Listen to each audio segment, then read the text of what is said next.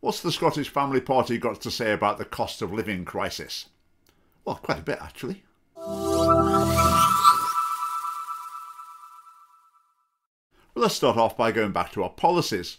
Scottish Family Party policy on government borrowing, debt, deficit.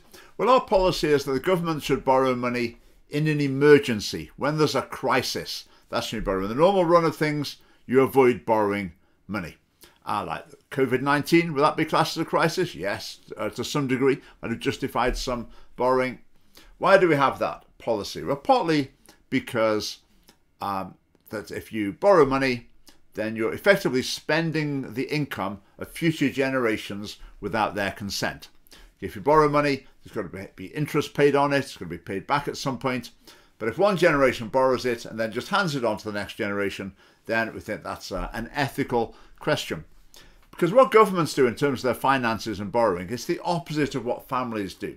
Have you ever known, an elderly person, a grandparent or a great-grandparent, getting towards the end of their life and thinking, right, what I'm going to do now is I'm going to spend all my money, I'm going to run up massive debts, then I'm going to hand them on to my family when I die. Okay, you think, oh, right, that's not really very admirable, is it? And yet that's exactly the way governments act. So we think there needs to be more responsibility in that regard. Right, talking a bit more practically about recent events. Well, lockdowns, of course, the lockdown policy in response to COVID has resulted in a massive increase in government debt. And partly that's produced the cost of living crisis that we are experiencing at the moment. Now, during the lockdown, what was the Scottish Family Party's position? Well, basically, we were always pulling against lockdowns. We were always saying they should be shorter, less severe. So we weren't saying there could never be a circumstance where a lockdown is justified, but we were always pulling in the direction of reducing their severity, partly from the point of view of freedom and partly from the point of view of finance. I mean, in the middle of one of the lockdowns, we put a post on Facebook that said, we need to be careful of government borrowing, and it showed the debt clock. The clock's up in real time, showing the government's borrowing. Now, I'll just give you a quick update on that. I just printed this out before we started. The government's debt at the moment, UK debt, is currently £2,281,776,151,050. And that's out of date, of course, because it's increasing by £5,803 per second. Okay, almost £6,000 per second. So the debt per taxpayer in the UK is £74,720, or per citizen across the whole population is £35,793. So, a baby born this morning, the share of the national debt, £35,793. Now, they're quite frightening figures, aren't they? And that's storing up trouble for the current generation. It's also storing up trouble for future generations as well. In August, the UK paid £8.2 billion on debt interest. The UK pays more on debt interest than it spends on defence. So think of the entire Air Force, the entire Navy, those aircraft carriers, the entire Army. How much does all that cost? It costs an awful lot of money, but debt interest costs the UK more than the entire defence budget. Now, the Scottish Government doesn't have huge borrowing powers, but they are permitted to borrow £450 million a year. That was granted to them a few years ago now. And every year since then, they've maxed out that borrowing. They've maxed out that credit card every single year. And within the Scottish Parliament, there's been not a flicker of opposition. I've never heard a Conservative MSP stand up and say, "Whoa, do we really need to be borrowing this? We're not really in a time of crisis here. Would it not be better just to rein it in a bit, live within our means?" No, no one in the Scottish Parliament has been making that point. Just borrowing to the max has been taken for granted. Now, I know with UK government debt, some of it is debt, issuing bonds, etc. And also there's the creating money, quantitative easing, printing money, that side as well.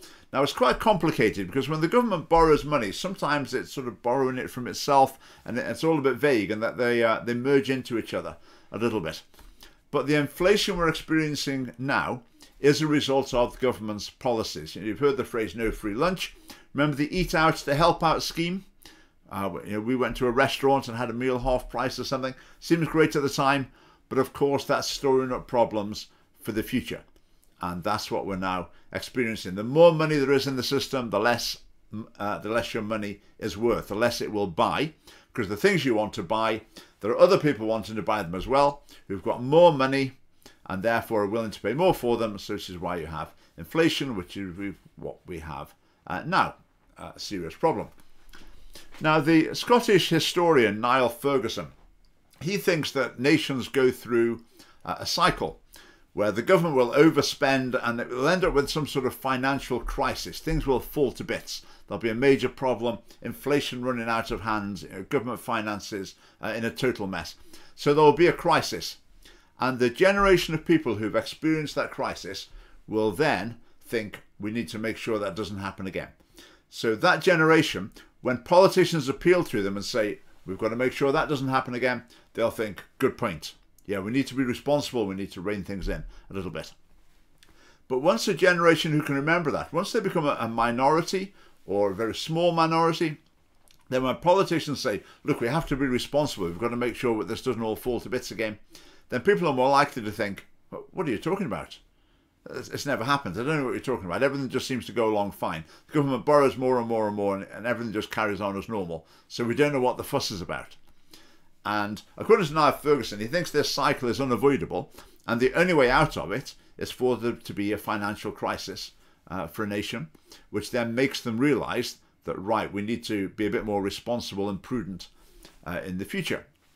So, what I've talked about so far is the fact that we're in a mess because of previous government policies. Now, obviously, that's not particularly helpful looking to the future. What do you do going forward? I'll talk about some of that later on. Now, Liz Truss seems to be taking the approach of trying to grow the economy, so maybe even reducing taxes. The danger of that, of course, is you take on even more debt in the short term in the hope that the growing economy will enable you to reduce the debt in the future.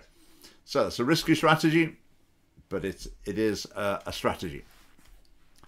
So some people say, what's Family Party? What's your strategy with the poor? How are you going to help the poor? Well, obviously, Britain, Scotland in particular, has a welfare system, has NHS, has state education, and these things provide a lot of what people need, housing benefit as well. So we would hope, or would want it to be the case, that everyone who's in genuine need will have their basic needs supplied for them. Okay, not basic needs as in, they're living on absolutely the bare minimum, but they're provided with what they need to live a decent life in Scotland.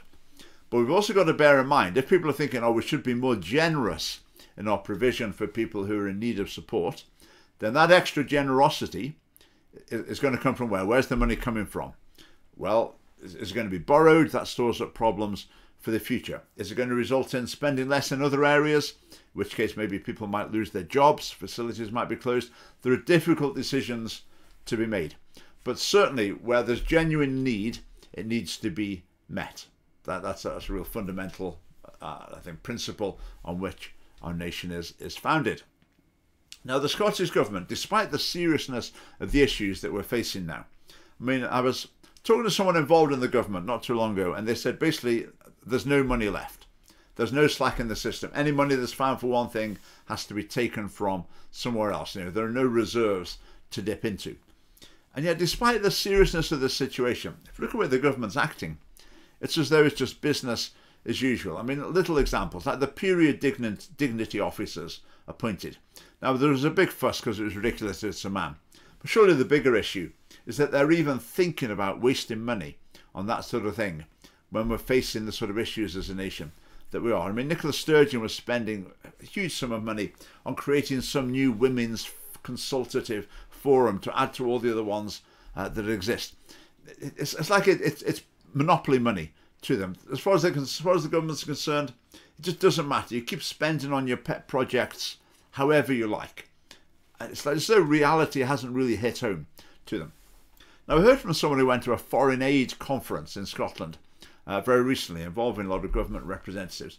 And when they talk about foreign aid, in other words, the Scottish government giving money to other countries because those countries are in an even worse state, they can't provide for their citizens properly. What do they talk about providing for these poor countries in need of our aid? You know, they're talking about dismantling capitalism, you know, white gaze, like the way white people look at black people and it's not right or something, decolonizing aid. So instead of looking, you know, people are hungry, they need feeding, there's not enough medical care, we've got to get more doctors there. Even when they're looking at other countries, they're still prioritizing their pet ideologies over the practical needs of people. Now in Scotland, I sometimes refer to modern studies politics. Modern studies is an academic subject that is unique to Scotland. One of the modules in it is about equality. And the content is basically that it's assumed that inequality in all its forms is a bad thing, and it's the government's job to reduce inequality, and the way you do that is by giving money to people. And in the course, you compare different ways that the government gives money to people and write essays about comparing them, which ones you think's the best. Now, obviously, that's fine. That's a very valid area of politics. But what about the other side of the coin? What about where does the money come from? What about the wider consequences of it? That's just not on the syllabus at all. And you hear MSPs saying, I got interested in politics when I did modern studies at school. And I think to myself, yes, I can see. That explains a lot. It explains a lot. If you look at the SNP's membership card here, I just happen to have one. Now you see what they picture on it. See, they picture a baby in their baby box. So out of all the things the government's done, the thing they think is going to appeal most to their supporters is the fact that they give some baby gear to new parents. Now the idea of the baby box, I think, is basically positive.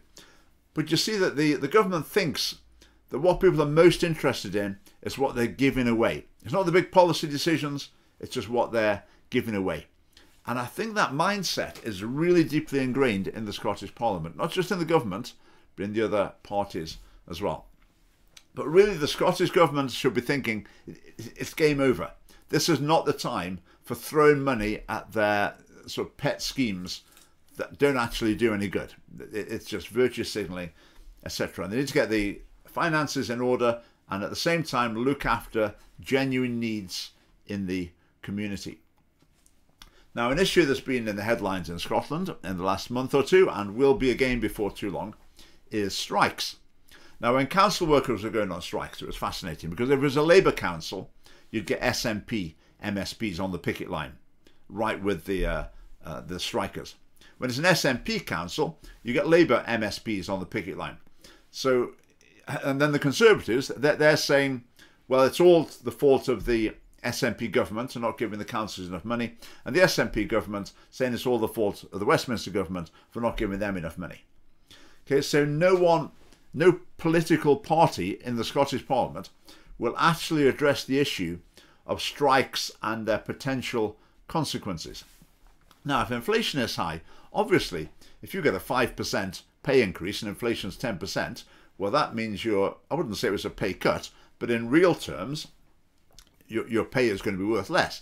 So you can understand that people are going to be thinking, oh, I want a bigger pay rise than that. And the Scottish government set the precedent of basically giving in and giving a bigger pay rise. But the danger with that is, where does that money come from? Might that result in some other people being out of a job because cuts have to be made somewhere else?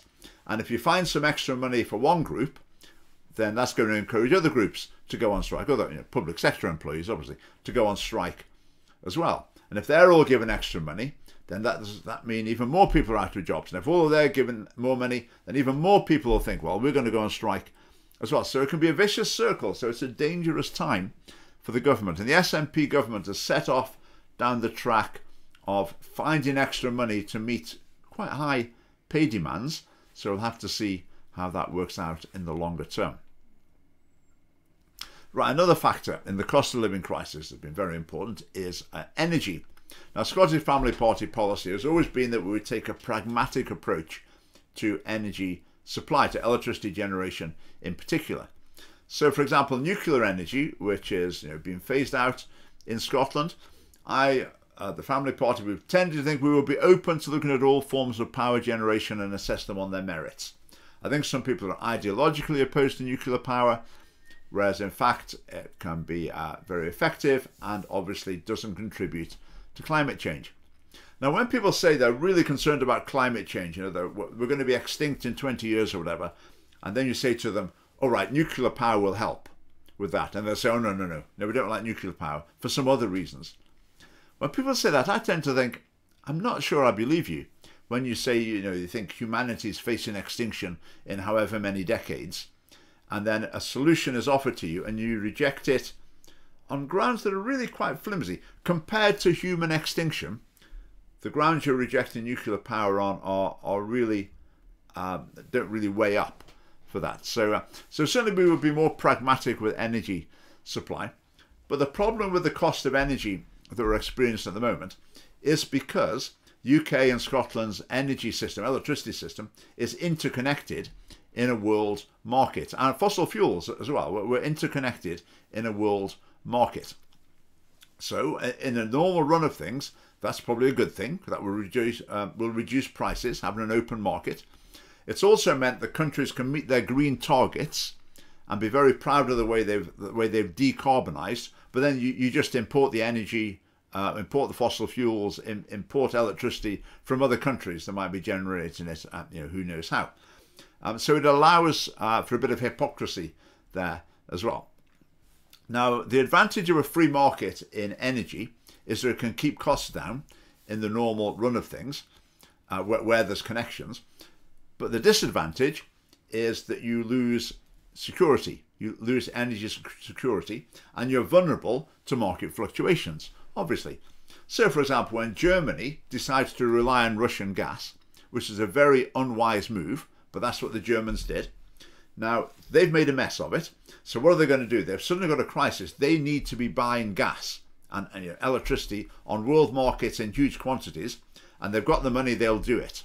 But what does that do? It pushes up the price for everybody else.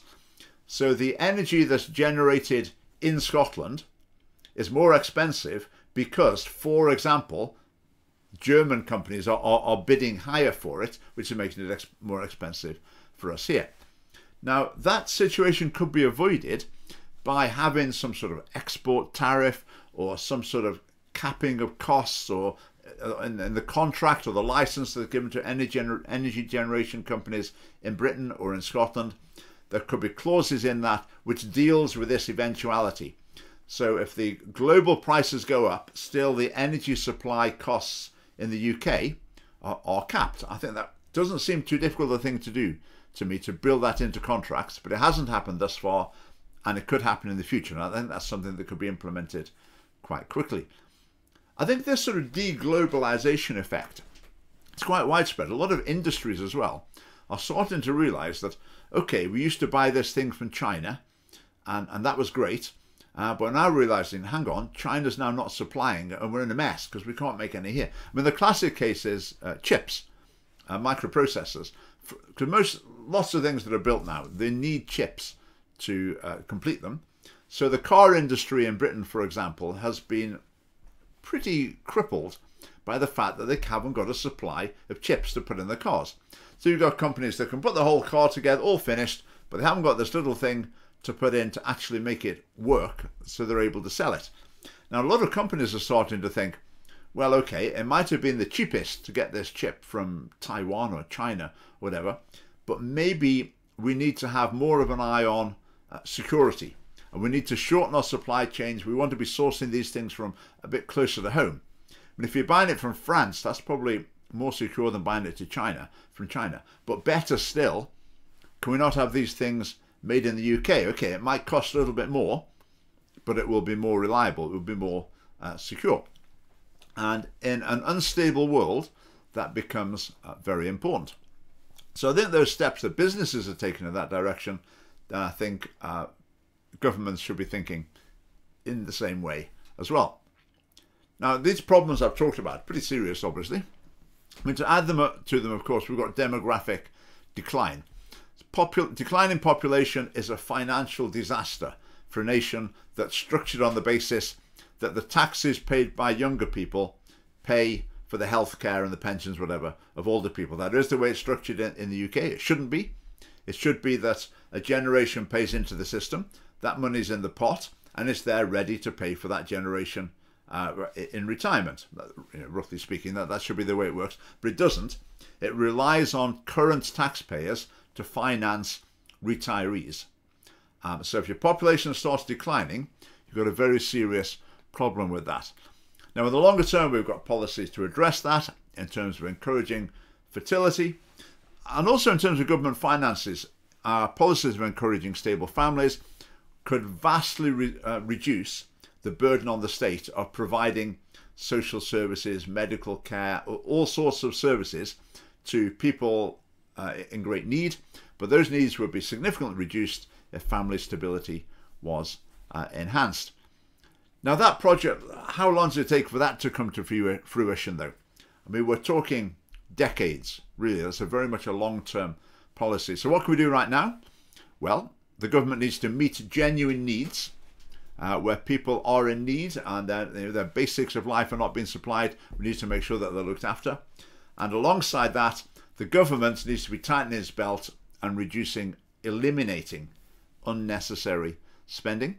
And in terms of the energy market, steps to limit the market, the operation of the market, in order to protect UK consumers from global market fluctuations, that's something that could be started to look at now. I don't know how long contracts are with these companies, but that's something that could be looked at right now. Now, I think families tend to think in the long term, don't they? They make sacrifices for the future, for future generations, and we want to bring that admirable attitude into government. Now, in order to do that, it's also a challenge of bringing that attitude to the electorate. Because ideally in a nation, the attitude of the electorate would be, we're in this together, we've got our common bonds and we want to move the nation forward for the sake of everybody. That's the ideal electorate to make wise decisions. But unfortunately, to some degree, I think a significant portion of the electorate doesn't have that attitude, and their attitude is just, what's in it for me? So they'll ask a politician, what am I going to get from you? What are you going to give to me? In other words, how are you going to buy my vote? And once the electorate, a portion of the electorate is in that mindset, then it's very tempting for the political parties just to appeal through that route. We saw it in the last Scottish election, that the SNP giving free stuff to one group after another, particularly young people. And that can be quite appealing. But the Scottish Family Party's pitch is not, we've got a special deal for you to give you more money. Okay, we want to bring the virtues of family into government, because the virtues of family would translate into wise government that could build a better future for everyone. Okay, thanks for watching. Do join the Scottish Family Party to help bring our vision to fruition. Goodbye.